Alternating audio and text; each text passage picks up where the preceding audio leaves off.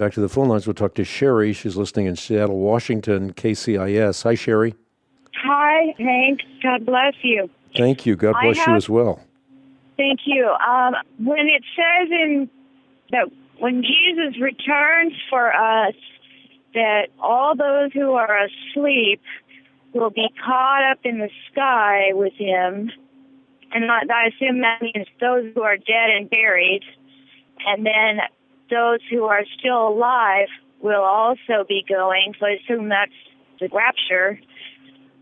I have a question about what about people who have, back in the ancient days, in the Bible, I don't recall them even talking about cremation, but nowadays there are many cultures that practice cremation, even in the United States, and people that I know, who think that they're Christian believe that, cremation is okay because we're saving, space in the land, and we're saving valuable property and that kind of thing.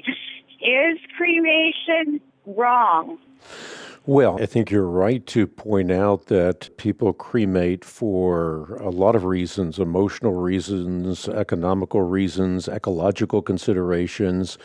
But certainly the biblical motif is burial, not cremation, because burial points to resurrection of the body. But if you are cremating someone, God has no problem resurrecting the cremated. The point is, cremation doesn't point to resurrection as an object lesson. God uses earthly, empirical, objective lessons to point to spiritual realities, and cremation more points to escape from the body than the resurrection of the body. But having said that, if you're planning on cremating someone, I think that as a Christian, you want to pay a great deal of attention to the notion that the body's going to be resurrected. And when we say the body's going to be resurrected, we're saying that there's continuity between the body that is and the body that will be. We're not saying that every atom is going to be resuscitated. The other thing that I would mention quickly with respect to the prologue to your question, the passage that you're sort of paraphrasing, 1 Thessalonians chapter 4, has to do with what happens when Jesus appears a second time.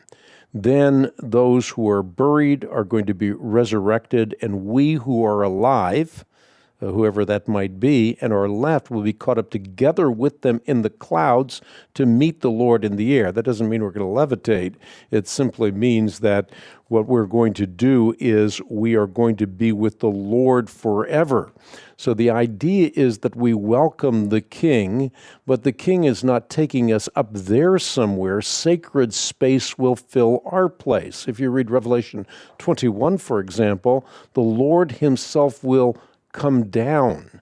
It's not as though he will then reverse directions and take us somewhere, but he will live with us. God himself will be with us. We will be his people. He will be our God. He'll wipe every tear from our eyes.